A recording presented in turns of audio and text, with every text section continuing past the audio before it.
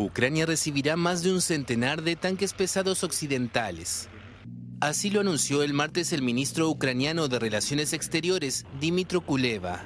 Es la primera vez que Kiev indica el número de blindados que espera recibir de parte de sus aliados.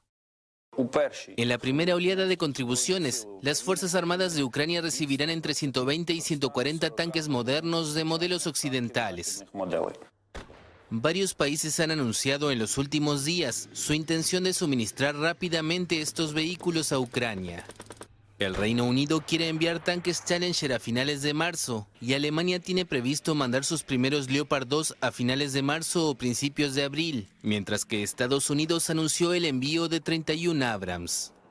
Pero el proceso de entrega podría demorarse meses según varias cancillerías que alegaron posibles reparaciones y labores de mantenimiento, además de la formación de soldados ucranianos para estos modelos que nunca han utilizado en el terreno. Bueno, para este segmento tenemos aquí en nuestros estudios al doctor Ricardo Israel, abogado y profesor de Relaciones Internacionales. Bienvenido como siempre, doctor. Muchas gracias. Vía Zoom desde Boston a Gonzalo Muñoz Sanz, analista político. Gracias, Gonzalo. Buenas noches. Doctor Ricardo Israel, ¿en qué modifica la correlación de fuerzas y el curso de la guerra, quizá no ahora en diciembre, pero cuando llegue la primavera, con el envío de estos tanques Leopard 2 y Abrams por 4 países? Así es.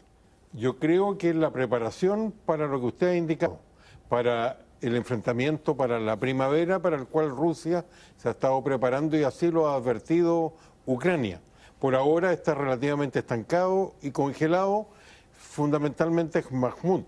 Pero cuando ya el general invierno se vaya retirando, ahí se abre un escenario totalmente distinto. Aquí hay también, yo diría que 140 tanques no cambian, sobre todo con un país que los produce, como es el caso de Rusia.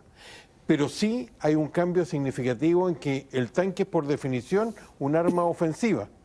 Por primera vez yo veo que Estados Unidos ha cedido en una de las líneas rojas que se había autoimpuesto de no entregar armamento. Como el escenario en el invierno significa afectar las líneas de suministro, los misiles que está pidiendo también quieren para atacar al lugar donde los prepara Rusia, que es fundamentalmente la Rusia propiamente tal, y eso crea un escenario que plantea preguntas como, por ejemplo, si va a ser legítimo atacar fundamentalmente en un escenario, y con esto termino, donde es altamente preocupante que no estén dialogando y conversando Rusia con Estados Unidos, cosa que nunca ocurrió en la Guerra Fría.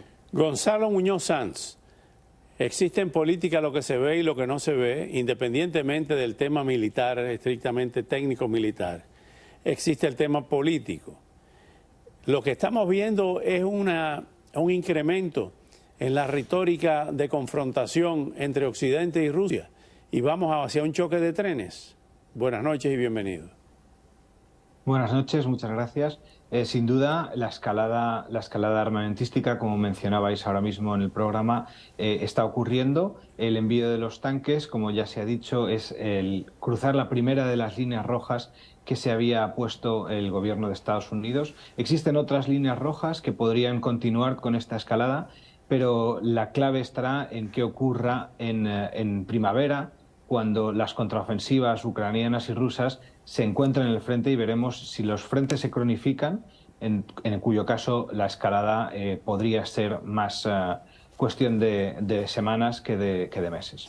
Hay otro tema, doctor Ricardo Israel y Gonzalo, los famosos aviones de combate de cuarta generación F-16. Ayer, de forma tajante, contestó con un monosílabo el presidente Biden a la pregunta de un periodista de si iba a enviar los F-16. Dijo no y punto.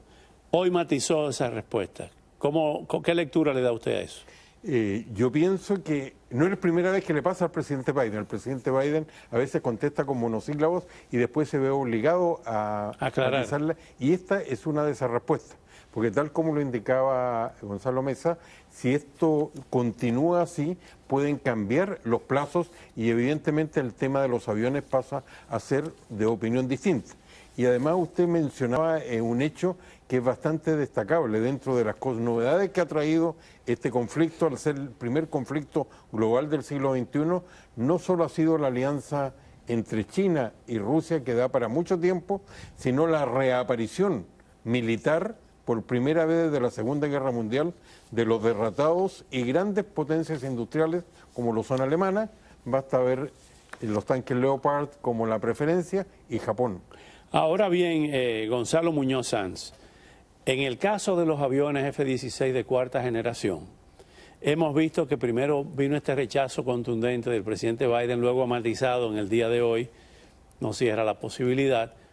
Y en el caso de Francia, Polonia y Holanda se muestran prudentes. Alemania repitió lo del presidente Biden ayer, dijo no vamos a enviar F-16. Sin embargo, ¿en qué medida cambia la dinámica de la guerra el envío, la sumatoria de tanques, ciento y pico de tanques Leopard y Abrams, y los F-16 en la contraofensiva que espera llevar a cabo Volodymyr Zelensky y Ucrania para la primavera?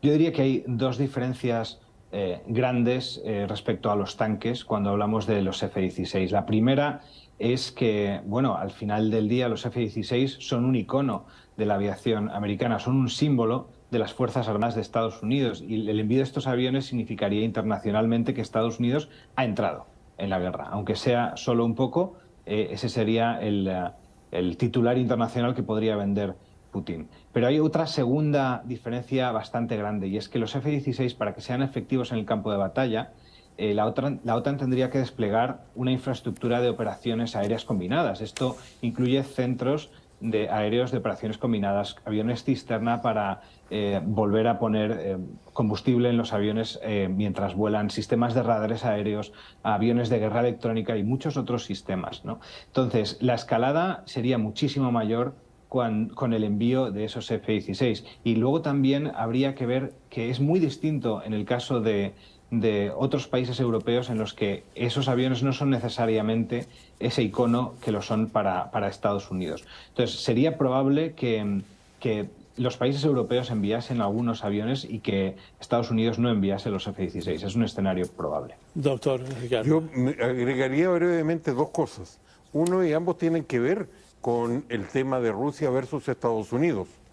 Lo primero tiene que ver el hecho de que está prácticamente colapsado las negociaciones entre ambos, las conversaciones, y eso arrastra... Cuando dice colapsado, ¿entre cuáles ambos? ¿Washington y Moscú? Washington y Moscú. Ajá. Yo creo que hay una...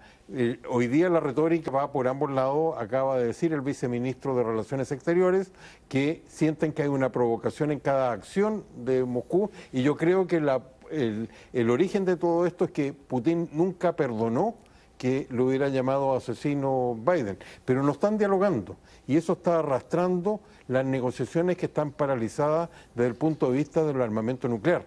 Y recordemos que eso está pendiente en una serie de aspectos. Por ejemplo, las negociaciones que se hicieron con Moscú era para el escenario europeo de misiles medianos, que son exactamente los que harían falta en el escenario que se ha abierto con China.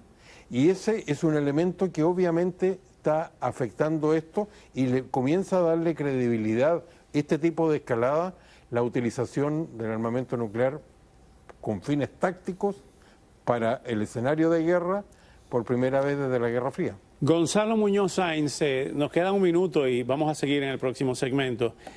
¿Recuerda esto, finales de la década del 30, la invasión de Hitler de los Sudets y después la parte de Austria y todas las escaramuzas y los escarceos que llevaron a la Segunda Guerra Mundial, lo que estamos viendo? Existe el paralelismo.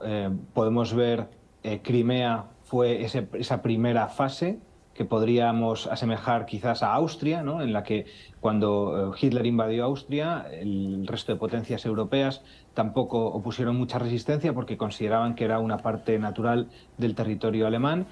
Ahora vemos esta segunda fase que se podría incluso asemejar a la invasión de Polonia por parte de Hitler.